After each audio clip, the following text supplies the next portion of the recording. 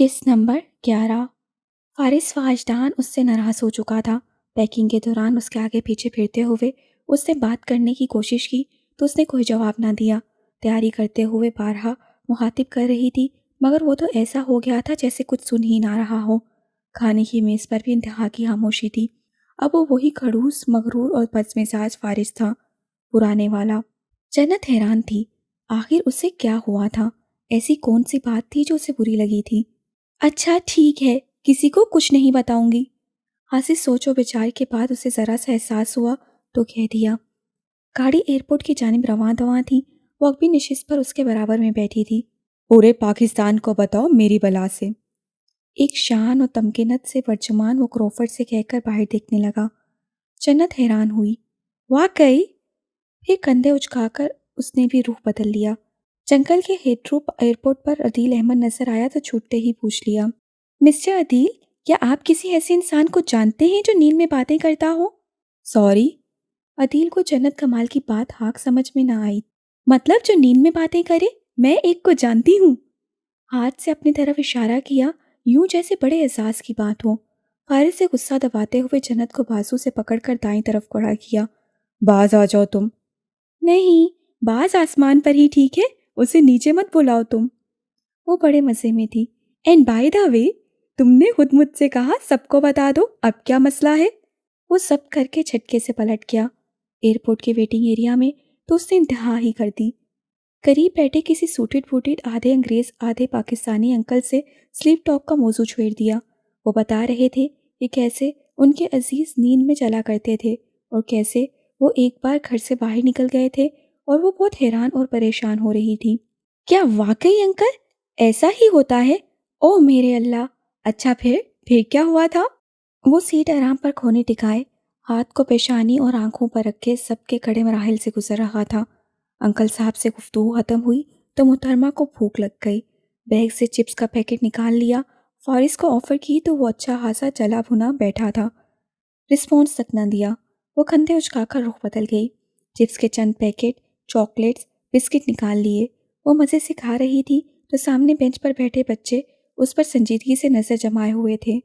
Bag था या कोई जादुई थैला, चीज़ें ख़त्म ही नहीं हो रही थीं। उसी दौरान एक नन्ही सी बच्ची नज़रों में आ गई। उसके पैरों में फूलों जैसे जूते थे। जब वो कदम उठाती तो सुर्ख रोशनी सी बिखरती थी।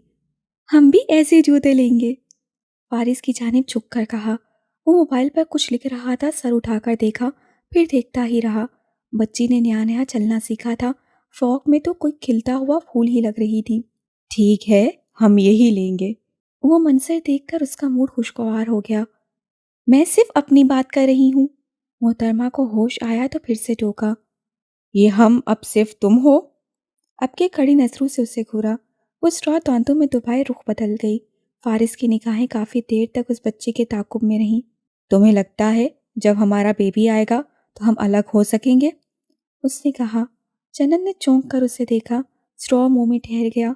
अंदर तक खामोशी छा गई। तुम में ऐसा करने की हिम्मत आ सकती है, मुझ में तो बिल्कुल भी नहीं। वो सच कह रहा था। वो जितना ही मजबूत था, अपनी औलाद के लिए उतना ही कमज़ोर हो सकता था। तुम मुझे परेशान कर रहे हो। जन्नत की आंखों में नमी उतर आई। आंखें, नाक, गाल सुर्ख होने लगे। ओह गॉड, क्या हो गया है? वो सही मायनों में घबराया था। मैंने तुमसे ये तो नहीं कहा मैं उसे तुमसे छीन लूंगा। मैं यही समझी हूँ। वो रो पड़ी। तुम गलत समझी हो। फॉर गॉड सेक रोना बंद करो। लोग हमें देख रहे हैं जन्नत। हाँ तो देखने दो, उन्हें पता चलना चाहिए तुम कितने बुरे हो। वो उठकर अपनी पुश्त पर हाथ बांधे उसके आगे खड़ा हो गया था ताकि किसी को ये पता ना चले कि वो कितना बुरा है। वो उसकी इस हरकत पर सीखपा हो गई। हाँ चुप कर रोती रहूं, कोई परवाह नहीं। ये नहीं कि दो लफ्ज़ तसल्ली के बोल दो। उस आवाज़ में शिकवा किया। वो कदरे हैरत से उसकी तरफ मुड़ा। अब मैं तुमसे क्या कहूँ? बराबर में बैठकर पूछा। यही कि मेरे बच्चे को पूरा का पूरा अपने पास रख लेना। मैं हफ्ते में एक दिन मिल लिया करूँगा, या फिर ये कि खुला के लिए जो वकील चाहिए वो मैं हायर कर दूँगा। वो लम्हे भर के लिए थमी। अंदर ही अंदर और रोना आया। खबरदार, जो मुझसे तुमने बात भी की तो। अपना बैग पैक उसकी गोद में पटक कर दूसरे बेंच पर जा बैठी। फारिस गहरी सांस लेकर रह गया। सारे मर्द एक जैसे होते हैं। آنسو صاف کرتے ہوئے وہ بڑبڑائی، ہاں مگر آپ کے والا تو خوبصورت بھی بہت ہے۔ آنٹی جی نے کتاب سے نظر ہٹا کر اینک آگے پیچھے کر کے اس کے والے کو باغور دیکھتے ہوئے تبصرہ کیا۔ غالباً وہ کافی دیر سے ان کی چیخ چیخ ملاحظہ فرما رہی تھیں۔ شوہر ایسا ہو تو بیوی کو کیا حق سکون کی نیند آتی ہوگی؟ یہ تو آپ نے بالکل ٹھیک کہا۔ ان کی بات سمجھے بغیر اس سے اپنی کہی، گڈ لکنگ مردوں کی بیویوں کو بہت زیادہ محتاط رہنا چاہیے۔ جنت کا منہ کھلا، بات تو جیسے اب سمجھ میں آئی۔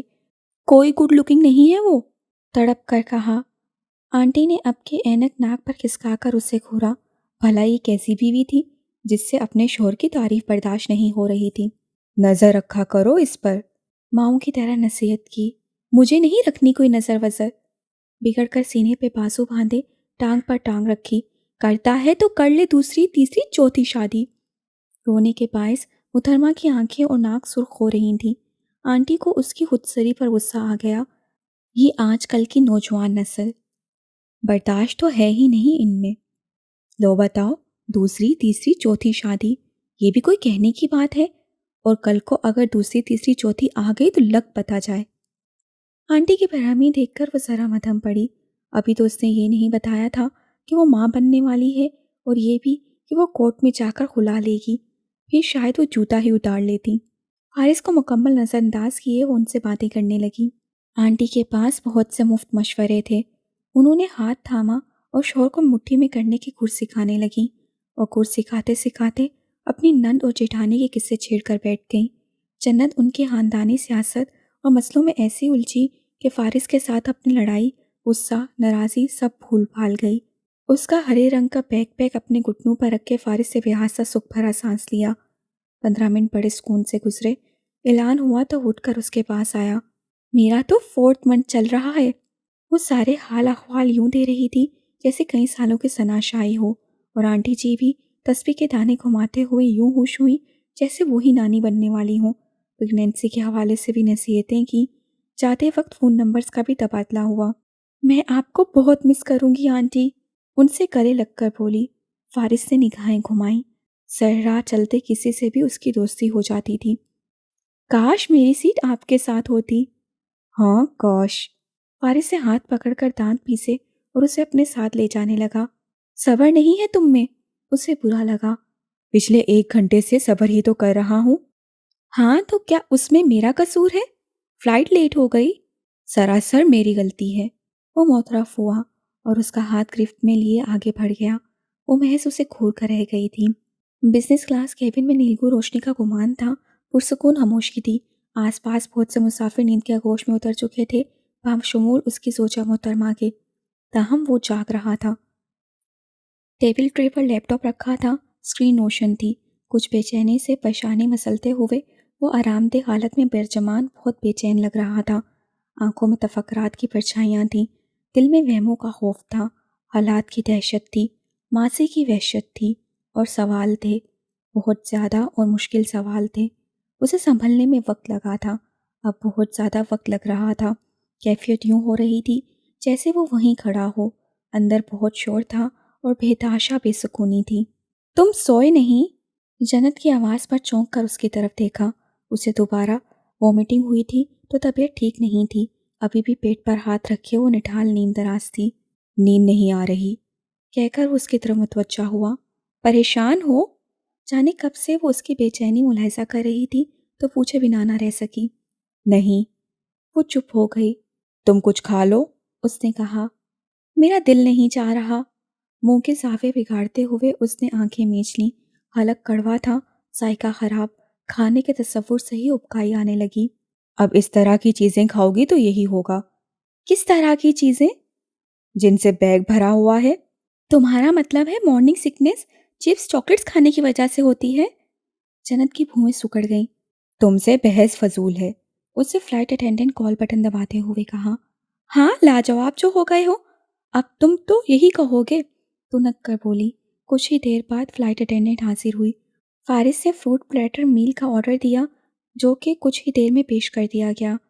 اس کے اصرار اور 1-2 گھریوں کے بعد وہ نہ چاہتے ہوئے بھی اٹھ کر بیٹھ گئی۔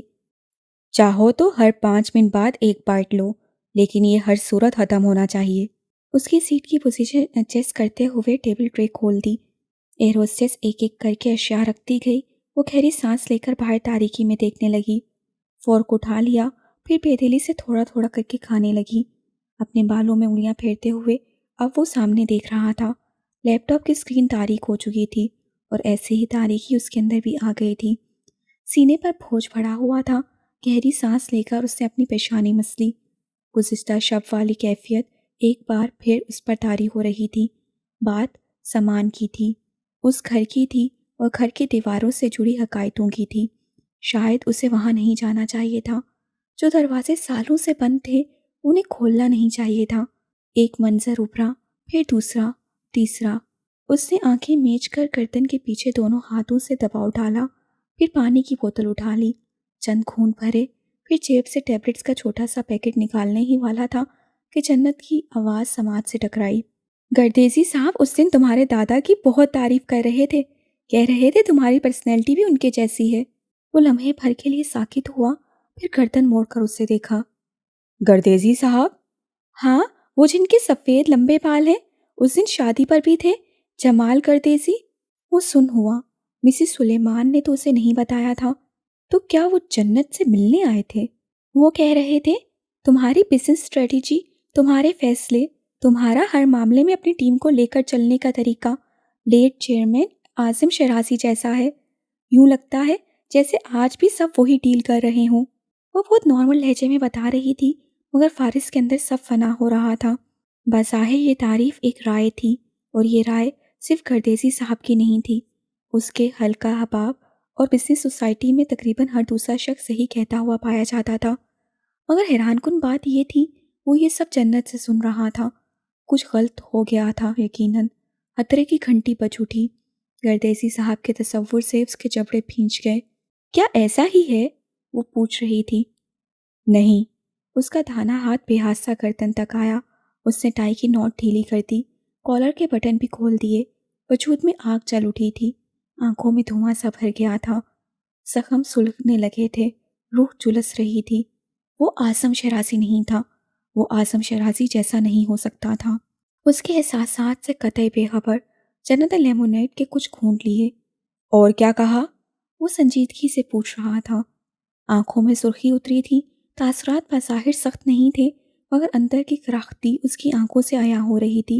اور تو کچھ خاص نہیں، تھوڑی دیر کے لیے آئے تھے، اس لیے جلدی چلے گئے۔ اوہ ہاں۔ پھر جیسے کچھ یاد آیا تو اس کی طرف دیکھا۔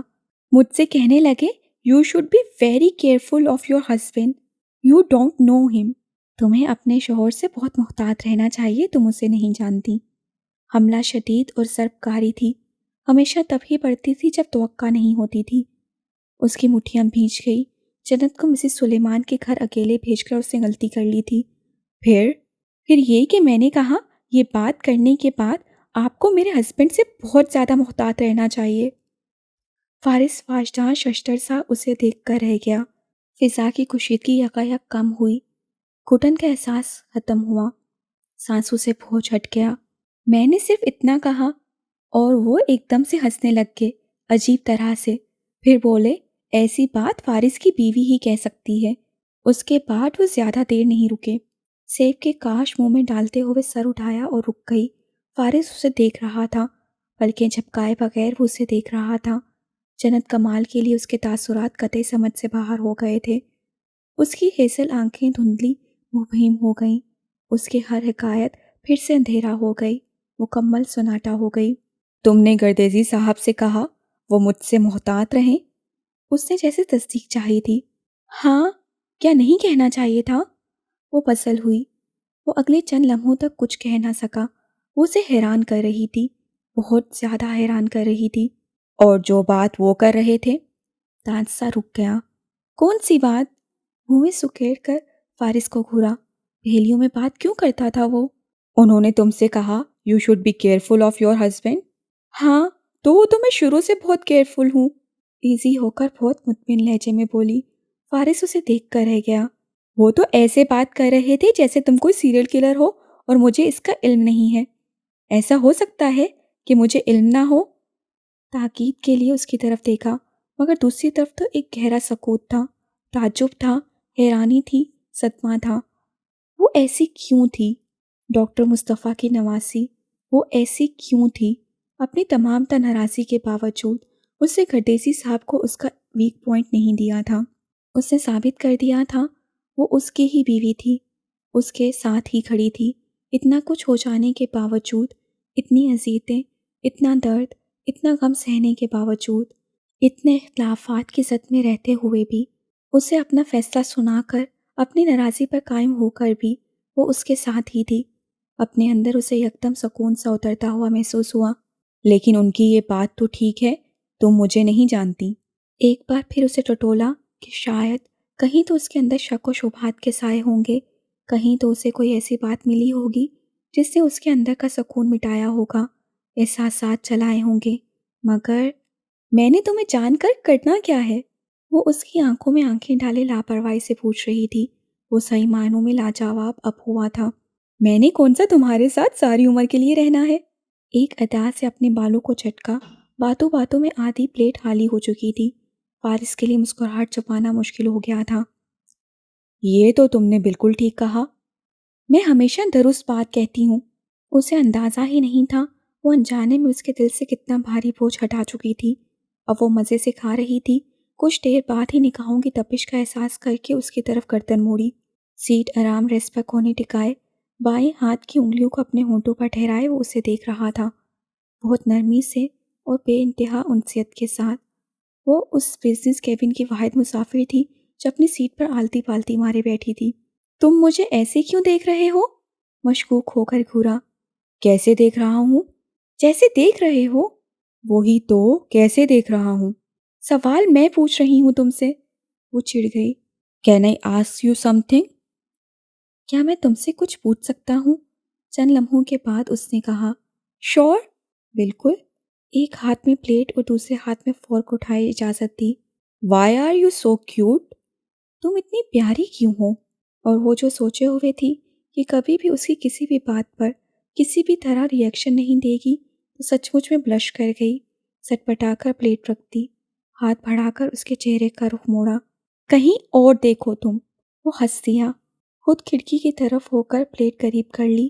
دل دھک دھک کر رہا تھا، آواز کانوں میں بھی گونج رہی تھی، جہاز میں بھی گونج رہی تھی۔ اسے لگا یہ دھک دھک فارس بھی سن رہا ہے، مسافر بھی سن رہے ہیں۔ Are you all right? وہ عزیز ضبط کیے پوچھ رہا تھا۔ پلیز مجھے ڈسٹرب مت کرو، کہہ کر اپنی شکل پھر سے گم کر لی۔ بھلا جس کے پاس جنت ہو اسے اینٹی ڈپریسنٹ کی کیا ضرورت؟ وہ مسکراتے ہوئے سر جھٹک کر رہ گیا۔ پاکستان پہنچتے ہی اس نے پہلے تو اچھی خاصی نیند لے کر اپنی سفری تھکن اتاری، اور اس کے بعد فرصت سے اپنی شاپنگ دکھانے مسز شیرازی کے بیڈ روم میں پہنچ گئی۔ اپنے کپڑے، کوٹ، اسٹالر کی بجائے اسے بچوں کے لیے کی جانے والی شاپنگ دکھانے کا زیادہ شوق تھا۔ اب تک اس نے جتنی بھی چیزیں خرید رکھی تھیں وہ سب کی سب بیڈ پر پھیلا دی تھیں۔ وہ ایک ایک چیز اٹھاتی جا رہی تھی اور انہیں دکھاتے ہوئے بتاتی جا رہی تھی کہ اس نے یہ کب اور کہاں سے لی تھی۔ فارس کے ساتھ کی جانے والی سب سے پہلی شاپنگ تو یادگار سی تھی۔ اس دن جو کچھ وہ انہیں نہیں دکھا سکی تھی تو آج دکھا رہی تھی۔ مسز شیرازی آنکھوں میں خوشی کی رمق لیے بہت محبت سے ایک ایک چیز ہاتھوں میں لیتے ہوئے اسے بھی دیکھ رہی تھیں۔ لندن کی فضا نے جنت پر اچھا اثر چھوڑا تھا۔ صحت کچھ بہتر ہو گئی تھی، ہلکے کم ہو گئے تھے، چہرہ فریش بھرا بھرا سا لگ رہا تھا۔ اب وہ مسکراتی تھی تو آنکھیں بھی چمک اٹھتی تھیں۔ مزاج میں جیسے ایک ٹھہراؤ سا آ گیا تھا۔ اس کا خوف ختم ہو چکا تھا، وہمیں مبہم ہو گئے تھے۔ وہ پہلے سے بہتر تھی اور بہت زیادہ بہتر تھی۔ دل ہی دل میں اللہ کا شکر ادا کرتے ہوئے انہوں نے ان کے تعلقات کی مزید بہتری کی دعا کی۔ اس نے بیگ سے سیاہ شاپنگ بیگ نکالا۔ یہ کب لیا؟ ذرا حیران ہوئی کہ اسے یاد نہیں تھا، نہ پہلے اسے دیکھا تھا۔ کھولا تو اندر سفید رنگ کے ننھے ننھے سے موزے، جوتے، اونی کیپ اور لباس تھا، فیٹر بھی سفید رنگ کا۔ کیا یہ فارس نے لیے تھے؟ آنکھوں میں اشتیاق لیے کپڑوں کو ہاتھوں میں لیا۔ اتنی نرم و ملائم چیزیں اس نے فوراً سے اٹھا کر مسز شیرازی کو دکھائیں اور وہ اپنی جگہ ساکت ہو گئیں۔ یہ یقیناً فارس نے لیے ہیں، کتنے پیارے ہیں نا؟ وہ کہہ رہی تھی۔ مسز شیرازی کو لگا وہ سانس نہیں لے سکیں گی۔ جو کپڑے ہاتھ میں تھے ان پر گرفت بڑھ گئی، آنکھیں مکمل نم، وجود اندر تک ویران ہو گیا۔ پتہ نہیں اس نے کب لیے، सर उठाकर मिसेस शराजी की तरफ देखा। उनके बदलते तासुरात उसे परेशान कर गए। आप ठीक हैं? उठकर उनके पास आ गई। उन्होंने गहरी सांस लेते हुए अपने सीने पर हाथ रखा। हाँ ठीक हूँ। उसने फौरन ही ग्लास में पानी डालकर उन्हें दिया। चंद घूंट लेने के बाद वो वक्फे वक्फे से गहरी सांसें लेती रहीं। आंटी, उनका हाथ अपने हाथों में लिए फिक्रमंदी से उन्हें देखा। ठीक हूँ, ऐसे ही जरा दिल घबरा गया। आप आराम करें, मैं भी तो कब से आपका सर खा रही हूँ। शर्मिंदा होकर सारी चीज़ें समेटना शुरू की। ऐसा नहीं है बेटा, उन्होंने रोकना चाहा। बस बाकी शॉपिंग कल देख लेंगे। उन्हें एहतियात से बेड पर लटाया। बहुत मोहब्बत और फिक्रमंदी से उनकी आंखों में देखा। थक गई हूँ शायद इसलिए। उनकी आवाज़ आंसुओं में रूंधी हुई थी। मैं फारिस को बुलाती हूँ। उठकर जाने लगी तो उन्होंने हाथ पकड़कर रोक लिया। परेशान हो जाएगा वो, आराम करूँगी तो ठीक हो जाऊँगी। वो उनके गिर्द बाजू डाले उनके बराबर में ही लेट गई थी। आप सो जाएं अब। उनके कंधों पर अपना सर रखा। उन्होंने खुद को पुरसुकून करते हुए आंखें बंद कर ली। वो तब तक उनके पास रही जब तक वो सो नहीं गई। एहतियात से उठकर लैंप ऑफ कर दिया और बेआवाज़ कदमों के साथ बाहर आ गई। चंद लम्हों तक वहाँ खड़ी रही, फिर उसे राहदारी की जानिब देखा। आहिस्ता से कदम उठाती सीढ़ियों तक आई। सर उठाकर बहुत ऊपर तक देखा। सुबह उसके बेदार होने से पहले ही फारिस अपने ऑफिस चला गया था, और वो भी दोपहर तक बड़े धड़ल्ले से अपने नए कमरे में सामान समेत शिफ्ट हो गई थी। आमना सामना हुआ था, न मैसेज पर कोई बात हो सकी थी।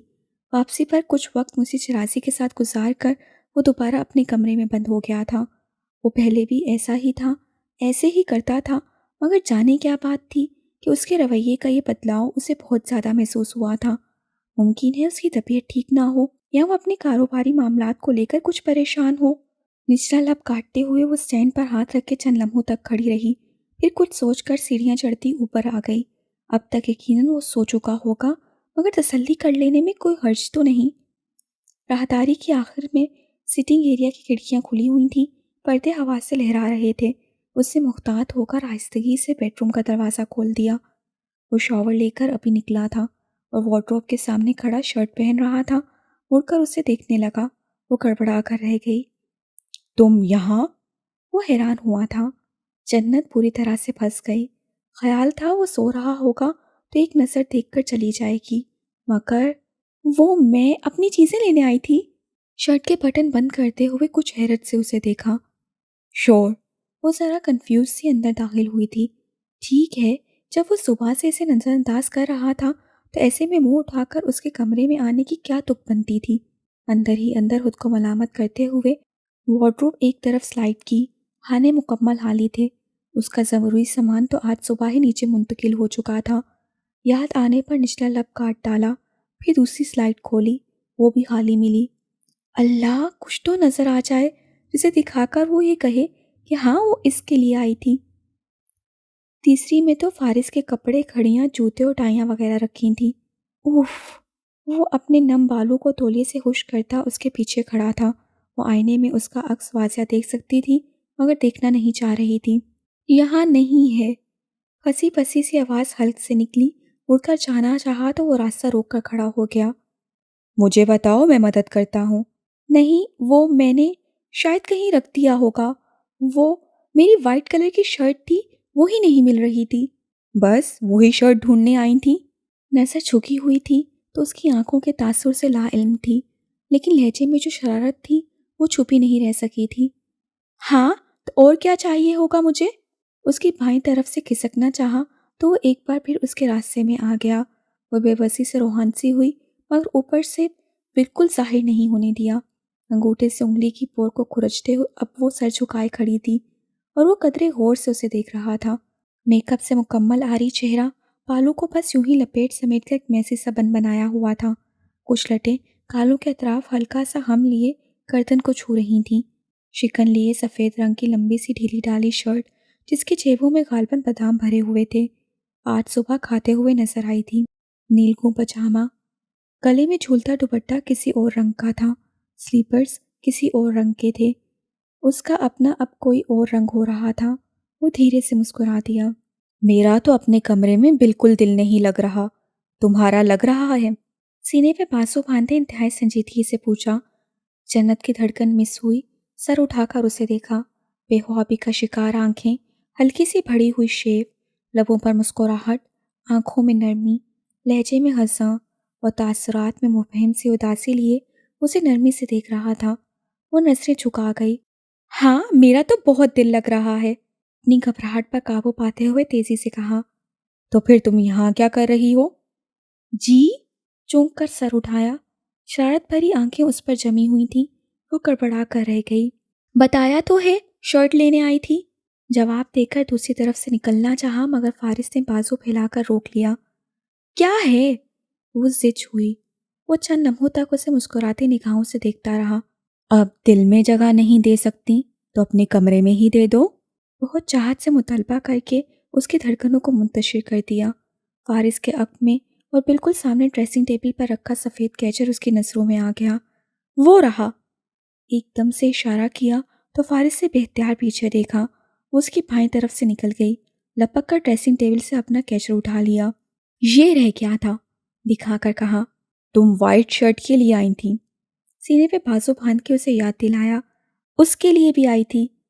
वहीं खड़े खड़े कैचर अपने बालों में फंसा लिया कि जैसे इसके बगैर तो रात भर उसे नींद ही नहीं आती। अच्छा, और किसके लिए आई थी? हो सकता है तुम्हारी इस लिस्ट के आखिर में कहीं मेरा नाम भी हो। महसूस होकर पूछा। तुम्हारा नाम मेरी लिस्ट में है ही नहीं। तेजी से दरवाज़ा खोलकर बाहर निकल गई। वो धीरे से मुस्कुरा कर रह गया। सीढ़ियाँ उतरकर राहदारी की तरफ जाते हुए उसे फुर्सत से अपनी पेशानी पर हाथ मारा। आखिर वो उसके कमरे में गई ही क्यों? आखिर क्यों? खुद को अंदर ही अंदर ढेर सारा डांटा। रुख किचन की तरफ था। बीच रास्ते में याद आया कमरा उस तरफ नहीं है। राहदारी में दाखिल हुई तो सीधा स्टूडियो में पहुंच गई। वहां से झुंझलाकर अपने कमरे में वापस आई। दरवाज़ा बंद करके अपने दोनों हाथ धकते गालों पर रखे। मेरा तो अपने कमरे में बिल्कुल दिल नहीं लग रहा। तुम्हारा लग रहा है? यूं लगा जैसे उसके करीब आकर एक बार फिर सवाल दोहराया हो। दिल धड़क उठा। एहसासात अजीब होने लगे। उसे पहले गुस्सा आता था, अब तो बुरा भी नहीं लगता था। दिल में जगह नहीं दे सकती तो अपने कमरे में ही दे दो। गाल से हाथ हटाकर फिर अपने एहसासात से उलझकर अपनी पेशानी को छूकर तसल्ली की कि तबीयत तो ठीक है, फिर दिल ऐसे क्यों धड़क रहा है। गहरी सांस लेकर खुद को उसकी हेसल आंखों के असर से निकाला। फिर जेब से बादाम निकालकर मुंह में डालती खिड़की के सामने जा खड़ी हुई। वो ट्रैक सूट में मलबूस पीछे 1 घंटे से जॉगिंग ट्रैक पर था। शर्ट कमर से चिपकी हुई थी। बाल पसीने में भीग रहे थे। चेहरे पर सुर्खी थी और सांसें चढ़ी हुई थीं। सुबह का उजाला फैल चुका था। धूप में सब्जा चमक रहा था। रोड पर भी आमदोरफ्त नजर आने लगी थी। एयरफोन्स कान से निकाल कर जेबों में उड़सते हुए वो बेंच पर बैठ गया था। कुछ देर तक उसकी निगाहें सबसे पे होती हुई जॉगिंग ट्रैक के उस पार आहनी बाड़ पर जमी रहीं। उसने कलाई मोड़कर वक्त देखा और फिर उठकर घर की जानिब रवाना हो गया। घर में मामूल की तरह जिंदगी बेदार हो चुकी थी। उससे शॉवर लेकर कपड़े बदले, फ्रेश होकर नीचे आया तो किचन में नाश्ते का इंतज़ाम हो रहा था। वो सीधा अपनी माँ के कमरे में गया। कुछ देर तक उनके पास बैठा रहा। मुंतज़िर निगाहें बार बार दरवाजे की तरफ उठ जाती थीं। जन्नत अभी तक नहीं आई थी। मिसेस शराजी ने पूछा तो वो उठ गया। मैं देखता हूँ उसे। कमरे से निकलकर दाएं जानिब स्टूडियो के बराबर में सामने वाला कमरा उसका था। वाइस्तगी से दरवाज़ा खोलकर अंदर आ गया। पर्दों की तर्ज से झांकती तेज़ रोशनी में वो उसे बेड पर दिखाई दी। कुशन्स के ढेर में वो इस कदर सुकून से सो रही थी। उसे जगाने का इरादा तर्क करके वो खिड़कियों के सामने जा खड़ा हुआ। जरा से पर्दे सिरकाकर स्विमिंग पूल के उस पार देखा। गुज़िश्ता शब का वाक़या याद आया तो मुस्कुराहट लबों को छूकर गुजरी। मुड़कर कमरे का जायज़ा लिया। बहुत सी अशिया सेट हो चुकी थीं और कुछ सामान अभी भी सोफे पर और बैग्स में रखा हुआ नजर आ रहा था। कमरे की तरतीब और सजावट से अंदाज़ा हो रहा था हर चीज़ बहुत चाहत से मुंतखब की गई थी। हर रंग बहुत सोचकर चुना गया था। खिड़कियों के पर्दे, दीवारों की पेंटिंग्स, गुलदान, कालीन। ऐसे ही एक बार उसने बेडरूम सजाया था और फिर उसके रवैये से दिलबर्दाश्ता होकर अपनी पसंद और मर्जी की हर एक शय उससे कमरे से निकाल भी दी थी। तब उसने पर्दे, पेंटिंग्स, बेडशीट्स, उसके कपड़ों की तरतीब, दराज में रखी उसकी घड़ियों और टाइयों की सेटिंग को भी अपनी मर्जी से बदल डाला था। वो जैसे उसका हर काम अपने हाथों में लेना चाहती थी। उसकी ज़रूरत उसकी चाहत होना चाहती थी। गहरी सांस लेकर उसने एक तायराना निगाह कमरे में दौड़ाई, जहाँ सब कुछ था मगर वो नहीं था। ना उसकी कोई चीज़ थी, نہ جگہ تھی۔ لندن میں انہوں نے سب کچھ ایک ساتھ شیئر کیا تھا، مگر یہاں آ کر جیسے ایک بار پھر ایک خلا سا آ گیا تھا۔ یہ اس کا خیال تھا، مگر یہ خیال غلط تھا۔ تمام تر کوششیں اس کی طرف سے تھیں۔ جنت کمال نے قدم نہیں بڑھائے تھے۔ وہ ایک فاصلہ سا قائم رکھے، جہاں تھی ابھی بھی وہی نظر آ رہی تھی۔ نیند میں ذرا سا کسمساتے ہوئے اسے کروٹ بدل کر آنکھیں کھولیں تو مڑ کر اسے دیکھنے لگا۔ وہ بھی مندی مندی آنکھوں سے اسے ہی دیکھ رہی تھی۔ سستی اور طبیعت کا بوجھل پن ایسا کہ اٹھنے کا اب بھی دل نہیں چاہ رہا تھا۔ Good morning. کھڑکی کے پردے کھینچ کر وہ اس کے پاس آ گیا۔ آسمانی رنگ کی جینس پر سیاہ اور سفید امتزاج کی شرٹ، جس کا ہوڈی گردن پر تھا، آج سینے کونیوں تک مڑی ہوئی تھی۔ ہر سٹائل سے مکمل آری بال جو پیشانی پر بکھرے ہوئے تھے۔ دیوار کی کھڑکیوں کی دھوپ اس کے بالوں پر پڑ رہی تھی۔ کیا ٹائم ہو رہا ہے؟ اس نے آنکھیں مسل کر اور پیشانی رگڑ کر پوچھا۔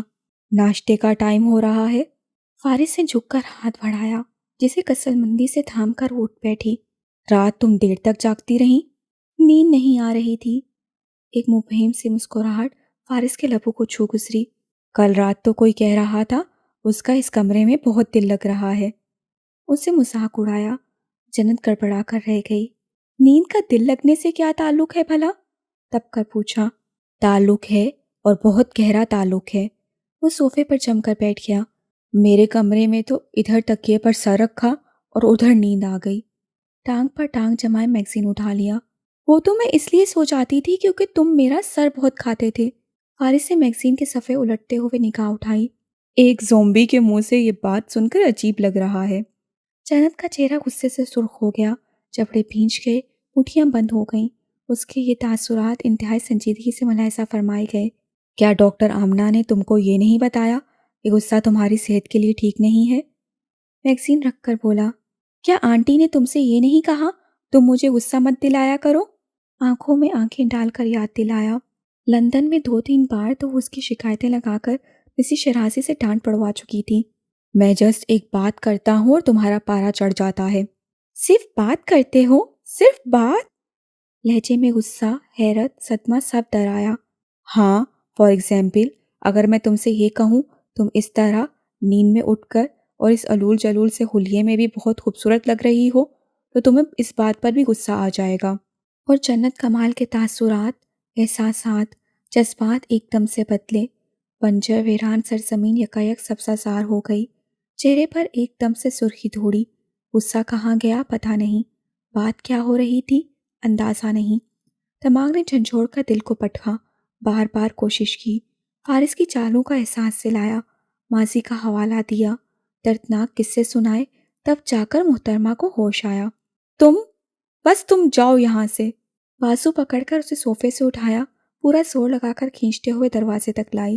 دیکھا، اب یہ بات ہے مجھے کمرے سے نکالنے والی؟ وہ دروازے میں ہی استادہ ہو گیا۔ میں تمہیں نکال نہیں رہی، جانے کا کہہ رہی ہوں۔ روحانسی ہو کر وضاحت دی۔ دونوں میں کیا فرق ہے؟ دونوں میں فرق میرا سر ہے، جھنجھلا کر کہا۔ کیا سر میں دماغ بھی ہے؟ اللہ مجھے صبر دے، اللہ مجھے صبر دے۔ اسے دونوں ہاتھ اٹھائے، وہ بھی حادثہ ہنس دیا۔ وہ زیر لب بڑبڑاتے ہوئے پاؤں پٹکتی واش روم میں گھس گئی۔ او ہاں، یاد آیا، زومبی کا تو دماغ نہیں ہوتا، بلند آواز میں کہا۔ واش روم میں کوئی چیز فرش پر ٹھا کر کے گری تھی۔ وہ کمرے کا دروازہ بند کرتا مسکراتے ہوئے پلٹ گیا اور واش روم کے اندر آئینے کے سامنے کھڑی جنت کمال اپنے علول جلول حلیے کو دیکھ رہی تھی اور بہت غور سے دیکھ رہی تھی۔ ناشتے کی میز پر اسے اندازہ ہوا کہ آج فارس کا آفس جانے کا کوئی ارادہ نہ تھا۔ چند ایک فون کالز اٹینڈ کرنے اور کچھ ضروری ہدایات یہاں وہاں دینے کے بعد اس نے اپنا موبائل فون بھی آف کر دیا۔ اب وہ جہاں جہاں جاتی تھی وہ اپنی شرٹ کی جیبوں میں ہاتھ ڈالے اس کے پیچھے پیچھے تھا۔ کیا ہے؟ چڑ کر پوچھا۔ میں تو بس ٹہل رہا ہوں، اس سے کندھے اچکائے۔ تو کہیں اور جا کر ٹہلو۔ مگر وہ کہیں نہیں گیا۔ تمہیں پتا ہے آج میں آفس کیوں نہیں گیا؟ کیوں نہیں گئے؟ کیونکہ آج سے تم جم میں میرے ساتھ ورک آؤٹ کرنے والی ہو۔ جنت کی آنکھیں پھیلیں۔ مجھے تمہاری طرح کے کوئی مسلز نہیں بنانے، میں آلریڈی بہت سمارٹ ہوں، فوراً سے کہا، مگر فارس نے جیسے اس کی بات نہیں سنی۔ ہر ٹرائیمسٹر کے لیے سیف ایکسرسائزز جو تم آرام سے کر سکو گی، لیکن مجھے اس کی ضرورت نہیں۔ ضرورت ہے؟ میں پریگننٹ ہوں، بہت محتاط رہنا پڑتا ہے۔ اس کی آنکھوں میں تشویش نمایاں ہوئی تھی۔ جہاں میرے جیسا پرسنل ٹرینر ہو جو بچے کا باپ بھی ہو، وہاں بھلا تمہیں کیا مسئلہ پیش آ سکتا ہے؟ یہی تو اصل مسئلہ ہے، دانت پیس کر کہا۔ وہ مسکراتے ہوئے اس کا ہاتھ تھامے گراؤنڈ فلور پر اپنے جم لے آیا۔ ایک لمبا سا ہال جو ہر طرح کے اکوپمنٹ سے بھرا ہوا تھا۔ وہ گلاس وال سے اسے ورک آؤٹ کرتے ہوئے جھانک لیتی تھی، مگر اندر کبھی نہیں گئی تھی۔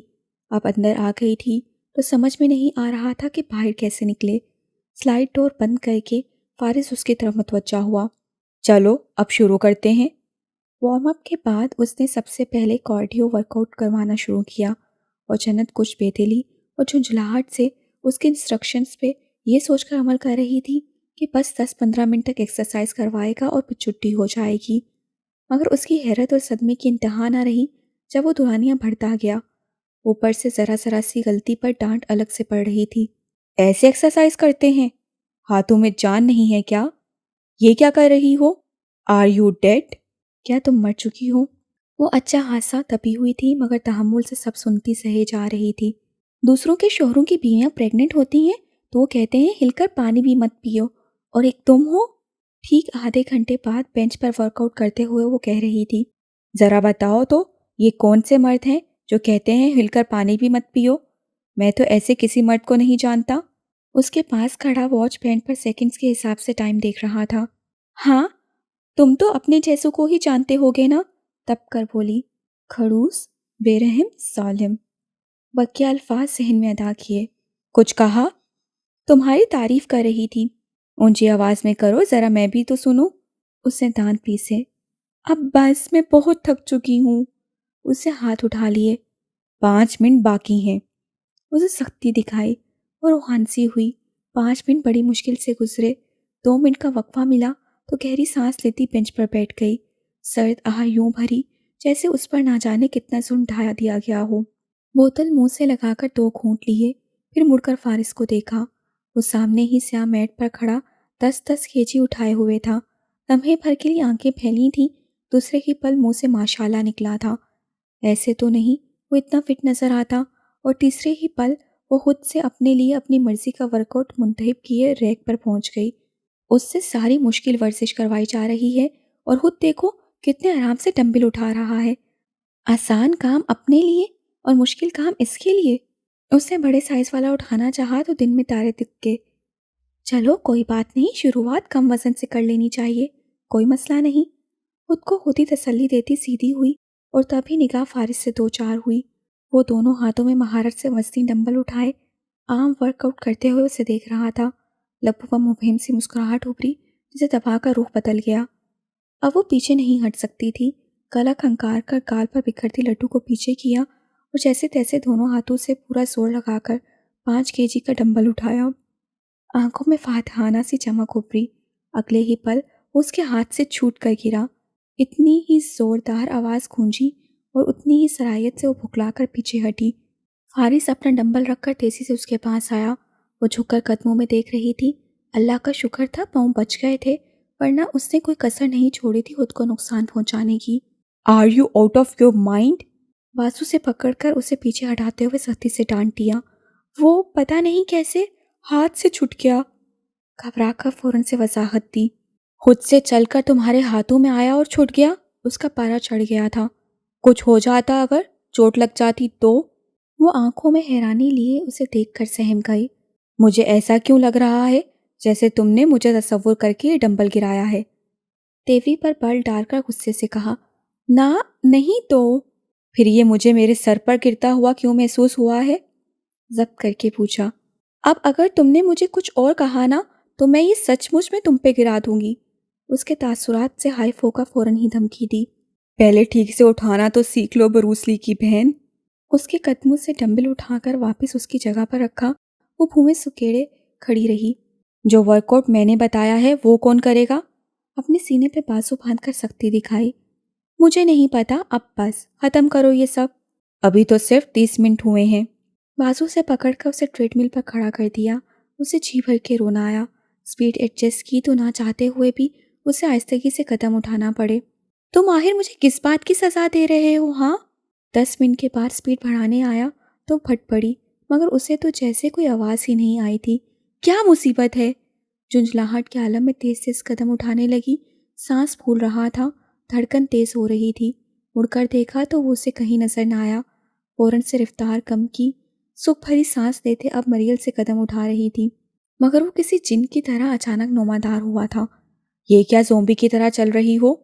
ڈانٹ کر سپیڈ واپس ایڈجسٹ کرنا چاہی اور جنت کی جیسے سر پر لگی تلوؤں پر بھجی۔ زومبک مت کہو مجھے، چیخ کر بولی۔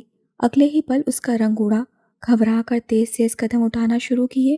فارس سپیڈ بڑھا رہا تھا۔ فارس فارس پلیز سپیڈ کم کرو، وہ چیخی، مگر اس سے تو جیسے کچھ سنا ہی نہیں۔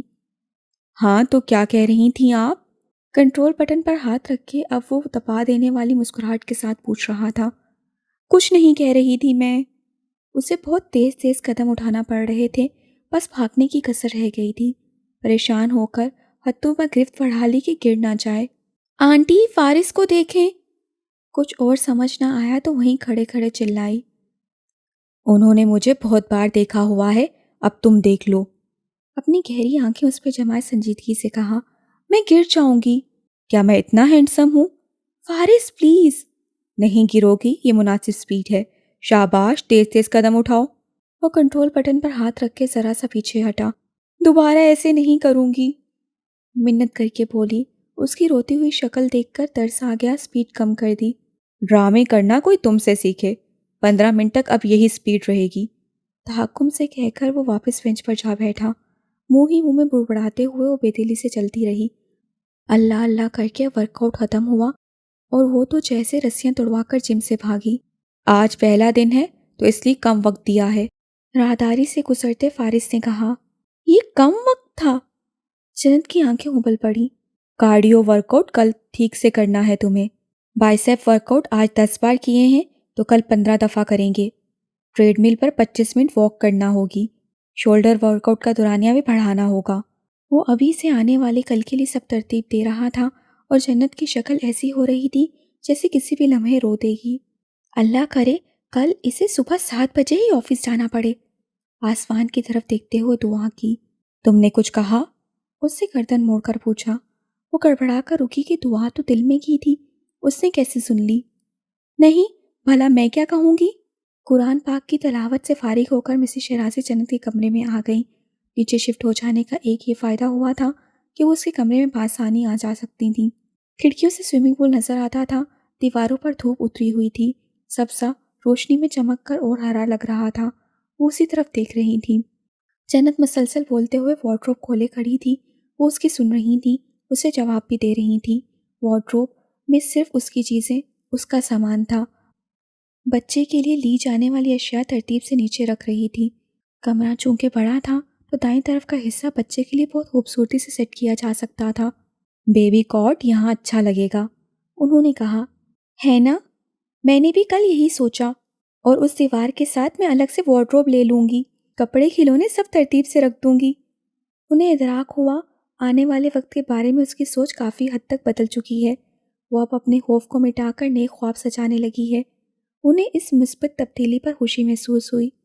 ہاں یہ ٹھیک رہے گا، وہ دل سے مسکرائیں۔ جنت ان کے پاس صوفے پر چڑھ کر بیٹھ گئی۔ سچ سچ بتائیں، آپ کی کیا خواہش ہے؟ کس بارے میں؟ آپ کو پوتا چاہیے یا پوتی؟ وہ آنکھوں میں تجسس و اشتیاق لیے پوچھ رہی تھی۔ مجھے بس اپنے بیٹے کی صحت مند اولاد چاہیے، بیٹا ہو یا بیٹی، اس سے فرق نہیں پڑتا۔ انہوں نے اس کے ہاتھ پر ہاتھ رکھ کر نرمی سے کہا۔ یہ کہنے کے لیے ڈھیر سارا شکریہ، ان کے گال سے گال مس کر کے کہا، پھر اٹھ کر دوسری اشیاء سمیٹنے لگی، ساتھ ہی شادی کا حوالہ بھی دے رہی تھی۔ مسز شیرازی اب وارڈروب کی طرف دیکھ رہی تھیں۔ 15 دن فارس واجدان کی سنگت میں گزارنے کے باوجود اس سے کمرہ الگ کر لیا تھا۔ جانتی تھیں فارس اسے وقت اور سپیس دے رہا ہے، وہ اس پر اپنی مرضی مسلط نہیں کرنا چاہتا۔ یہ ایک آزادی تھی، مجھ سے ایک فاصلہ قائم کر کے وہ اسے اپنا فیصلہ بدلنے کا موقع دے رہا تھا۔ ان کے لبوں پر مبہم سی مسکراہٹ ٹھہر گئی، مگر کچھ سوچ کر جانے کیوں دل اداسیوں میں گھر گیا۔ منی کچن سیٹ، سفید رنگ کے محملین کپڑے، آنکھوں میں اضطراب لیے انہوں نے جنت کی طرف دیکھا۔ لندن میں فارس ٹھیک رہا؟ کوئی پریشانی تو نہیں ہوئی؟ انہوں نے پوچھا۔ جنت رک گئی، گردن موڑ کر انہیں دیکھا۔ چند لمحوں تک کھڑی رہی۔ اب وہ انہیں الرجی ری ایکشن کا بتائے یا سلیپنگ پلز اور اینٹی ڈپریسنٹ کا حوالہ دے، وہ انہیں کسی بھی صورت پریشان نہیں کرنا چاہتی تھی۔ جی وہ ٹھیک رہا، بس اسے ذرا سا زکام ہوا تھا اور کچھ نہیں، وہ مسکرائی۔ وہ گہری سانس لے کر چپ ہو گئی، رخ بدل کر پھر سے باہر دیکھنے لگی۔ کل آپ کہہ رہی تھیں مجھے پینٹنگ دکھائیں گی؟ ان کی خاموشی اور آنکھوں سے جھلکتی پریشانی محسوس کر کے ان کے پاس آ گئی۔ ہاں، ایک مکمل کی ہے، کافی عرصے سے بنا رہی تھی لیکن ادھوری ہی تھی۔ تم دونوں لندن چلے گئے تو پھر فرصت سے مکمل کر لی۔ چلیں پھر مجھے دکھائیں تاکہ میں اسے ریٹ کر سکوں۔ ویسے تو میں آپ کی ہر پینٹنگ کو 10 میں سے پورے 20 نمبر دیتی ہوں۔ وہ ہنستی۔ جنت ویل چیئر پر ہاتھ جمائے ان کے ساتھ اسٹوڈیو میں آ گئی۔ سامنے ہی دیوار پر سفید چادر میں ایک لارج سائز کی پینٹنگ دیوار کے ساتھ رکھی تھی۔ اب تک کی مسز شرازی کی تمام پینٹنگز میں یہ سب سے بڑی تھی، تقریباً آدھی دیوار کو کور کر رکھی تھی۔ اس نے آگے بڑھ کر کپڑا ہٹا دیا۔ گہرے رنگوں سے مزین ایک ڈارک سی پینٹنگ سامنے تھی۔ جنت کمال دم سادے کھڑی رہ گئی۔ سمندر کی طرف آسمان کی بلندیوں کو چھوتا ایک وسیع و عریض محل، لمبے مینار، اونچی مضبوط دیواریں، محل کے باہر جگہ جگہ سیاہ ہوتی گھاس سے آدھے چھپے آدھے ظاہر ہوتے آلودہ نیزے، تیر اور تلواریں۔ محل کی تمام کھڑکیاں تاریک، صرف ایک کھڑکی روشن تھی۔ اس کھڑکی کی چوکھٹ پر سرخ خون ٹپک رہا تھا۔ اندر کسی کی موجودگی کا بھی گمان ہو رہا تھا۔ انگلیاں خون سے رنگی ہوئی، تلوار ٹوٹی ہوئی اور حفاظتی گوچا پھٹا ہوا نظر آ رہا تھا۔ انہوں نے اس قدر تفصیل اور صفائی سے ایک ایک چیز بنائی تھی کہ وہ متاثر ہوئے بنا نہ رہ سکی۔ زبردست! اس کے منہ سے بے حادثہ نکلا۔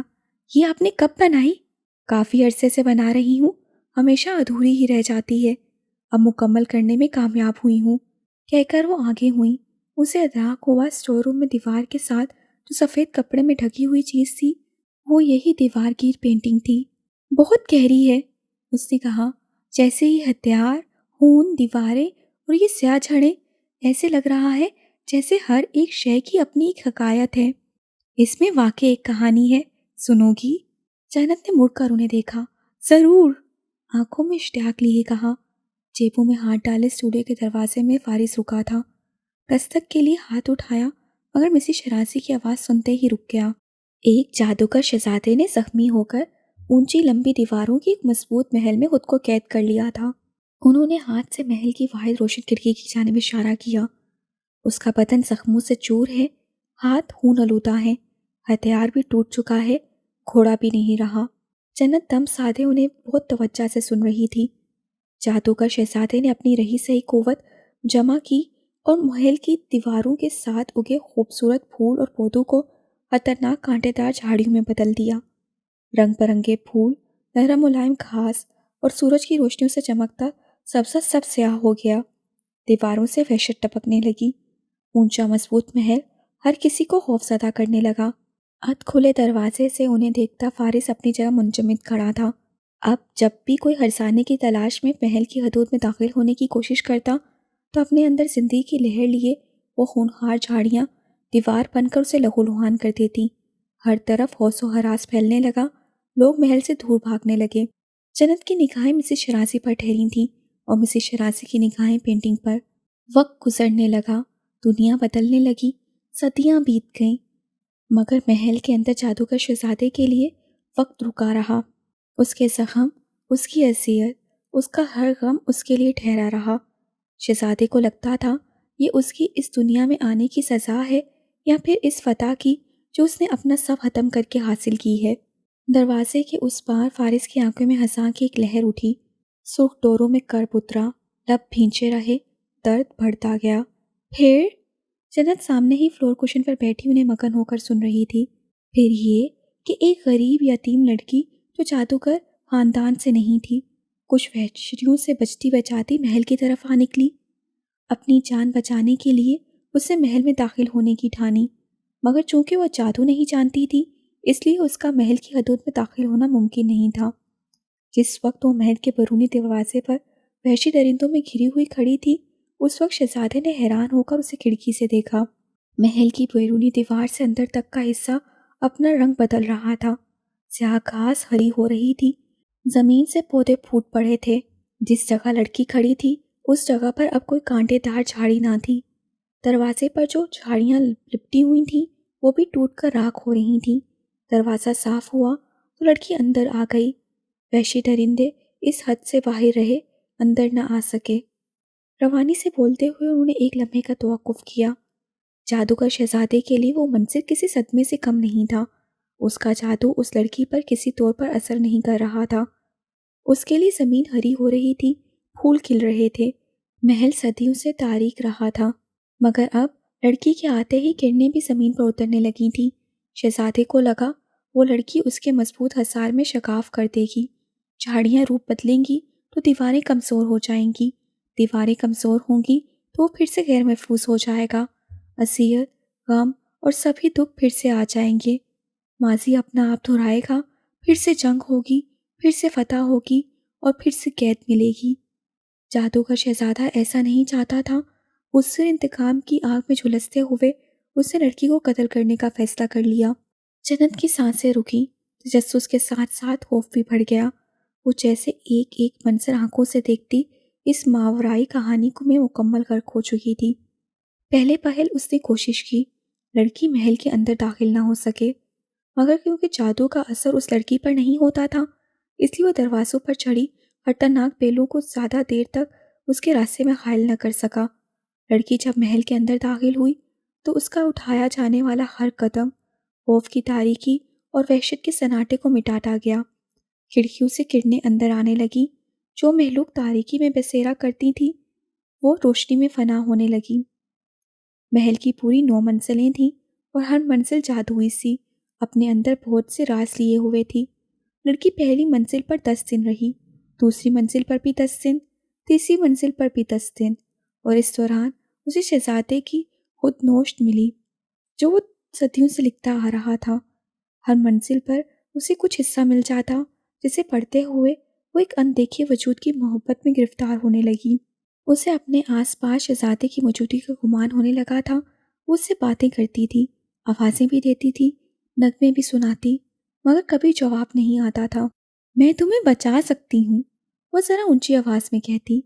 میں تمہیں آزاد کر سکتی ہوں، وہ اسے یقین دلاتی۔ تمہارے زخم بھر جائیں گے، تمہارا درد بھی ختم ہو جائے گا، ایک بار میرے سامنے آ جاؤ۔ مگر شہزادہ جو اسے ایک تھریٹ کے طور پر دیکھتا تھا وہ اس کے سامنے کیسے آ سکتا تھا؟ اس کے لیے وہ ایک مجرم تھی، سزا کی مستحق تھی، جو اس کی اجازت اور مرضی کے بغیر اس کے محل میں گھس آئی تھی۔ 7ویں منزل پر پہنچتے ہی لڑکیوں کو احساس ہوا کہ اس کے پاؤں زخمی ہونے لگے ہیں۔ وہ ہڈیوں میں درد محسوس کرنے لگی تھی۔ 8ویں منزل پر اس کی جلد پر لکیریں ابھرنے لگیں، جیسے چھوٹے چھوٹے کٹس لگتے ہیں ویسے ہی۔ شہزادے کو خوشی ہوئی کہ لڑکی کی صلاحیت بالآخر ختم ہونے لگی ہے۔ اس نے اپنے جادو کا زور مزید بڑھا دیا۔ 8ویں سے 9ویں منزل پر پہنچنے تک لڑکی زخموں سے چور اور بری طرح نڈھال ہو چکی تھی، مگر اس سے ہمت نہیں ہاری۔ وہ پہلی اور آخری بار اس قلعے کے بھوت سے یعنی کہ اس شہزادے سے ملنا چاہتی تھی۔ اس نے وہ دروازہ کھولا جس میں شہزادہ بند تھا، وقت کے دائرے میں قید، زخموں سے چور، کسی بپھرے ہوئے شیر کی طرح سر اٹھائے کھڑا تھا، حملہ کرنے کا مکمل تیار۔ لڑکی کے قدم رکھنے کی دیر تھی۔ محل کی بقیہ منازل کی طرح اس منزل پر بھی اس کی موجودگی کا اثر ہونے لگا۔ سیاہی مٹ گئی، اندھیرا چھٹ گیا، روشنی بکھر گئی، منظر صاف ہونے لگا، مگر یہاں ایک انہونی ہوئی۔ اس کا اثر صرف محل کی در و دیوار کو نہ ہوا بلکہ شہزادے پر بھی ہوا۔ وقت کی زنجیر ٹوٹ گئی، شہزادے کے زخم بھرنے لگے، اس کا درد ختم ہو گیا، اس کا جسم پھر سے صحیح سلامت ہو گیا، اور لڑکی بے جان ہو کر اس کے قدموں میں آ گری۔ آنٹی پلیز، سیڈ اینڈنگ نہیں، فوراً سے دکھی ہو کر کہا۔ مگر مسز شیرازی اس کہانی کی رائٹر نہیں تھی، وہ اس کی اینڈنگ نہیں بدل سکتی تھی۔ شہزادے کو اس آخری لمحے میں احساس ہوا کہ اپنا حصار مضبوط کرنے کے لیے وہ پچھلے 90 دن سے جس لڑکی کو اذیتوں سے دوچار کر رہا ہے، وہی لڑکی اس کی تمام درد اور اذیتیں اپنے وجود میں سمیٹ کر اسے اپنی آواز کا عادی بناتے ہوئے اس کے دل میں اپنے لیے محبت جگا کر ختم ہو چکی ہے۔ وہ چپ ہو گئیں، جیسے کہانی بس یہیں تک تھی۔ ایک فسوں سا بندھا ہوا تھا جو ان کی خاموشی سے ٹوٹا۔ فارس کہانی کے حصار سے باہر نکل آیا۔ ظالم شہزادہ، 90 دن تک اس کی محبت نہیں پہچان سکا، گدھا۔ جنت کو غصہ چڑھ گیا۔ وہ دکھی اہتمام پر بے حد دکھی ہوئی بیٹھی تھی۔ مسز شیرازی مسکرائیں اور باہر دروازے کے پاس کھڑا فارس مسکرا تک نہ سکا۔ تمہیں شہزادے کی سائیکالوجی بھی سمجھنی چاہیے بیٹا۔ میں اسے کیا سمجھوں؟ آپ یہ دیکھیں، وہ لڑکی اس کا درد چننے آئی تھی آنٹی، اس کے لیے مرہم لائی تھی۔ اسے بہت دکھ ہو رہا تھا، مگر شہزادے کو کیا پتا وہ جو اپنے ساتھ لائی ہے وہ اس کا مرہم ہے، اس کے زخموں کے لیے ہے۔ انہوں نے نرمی سے پوچھا، اسے سمجھنا چاہیے تھا کہ لڑکی کے آنے سے پھول کھل رہے ہیں، یہ زندگی کی علامت ہے۔ وہ اپنی بات پر ڈٹی ہوئی تھی، یہی پھول اس کے جادو کا اثر ختم کر رہے تھے، تو وہ کیسے بھروسہ کرتا؟ وہ لاجواب ہو گئی۔ مسز شیرازی نے نرمی سے اس کی طرف دیکھا، دھیرے سے مسکرائیں۔ جو لوگ بہت زیادہ حساس ہوتے ہیں اور جنہوں نے بہت سارا دکھ سہا ہوتا ہے، وہ اپنے گرد ایسی ہی ایک دیوار کھڑی کر لیتے ہیں بیٹا، اور تہیہ کر لیتے ہیں کہ اب جب بھی کبھی کسی نے یہ دیوار پھلانگنے کی کوشش کی تو وہ اسے توڑ دیں گے، مگر اپنی حدود میں ہرگز نہیں آنے دیں گے۔ انہوں نے محل کی اونچی مضبوط فصیلوں کی طرف اشارہ کر کے کہا، خود کو کسی بھی ممکنہ اذیت سے محفوظ رکھنے کے لیے وہ یہ حفاظتی اقدامات کرتے ہیں، اور انجانے میں ان لوگوں کو بھی ہرٹ کر دیتے ہیں جن کا واحد مقصد اس دیوار کو پھلانگ کر ان کے دامن کے سارے کانٹے چننا ہوتا ہے۔ بات گہری تھی، اس کے دل کو لگی۔ جب تک احساس ہوتا ہے اس وقت کافی دیر ہو چکی ہوتی ہے۔ رک کر گہری سانس لی اور اس کی جانب دیکھا۔ جادوگر شہزادے جیسے لوگ برے نہیں ہوتے بیٹا، وہ اتنی بار ٹوٹ چکے ہوتے ہیں کہ انہیں جڑنے سے خوف آتا ہے، وہ بس کسی پر اعتبار نہیں کر پاتے۔ بات مکمل ہو کر ختم ہوئی۔ اتری ہوئی شکل کے ساتھ اس سے رخ موڑ کر پینٹنگ کو دیکھا۔ گہرا سمندر، بلندیوں میں کھڑا ایک شاندار سیاہ محل، مضبوط دیواریں اور کھڑکی۔ جادوگر شہزادہ کھڑکی میں تھا اور دوسرا دروازے میں کھڑا رہا تھا۔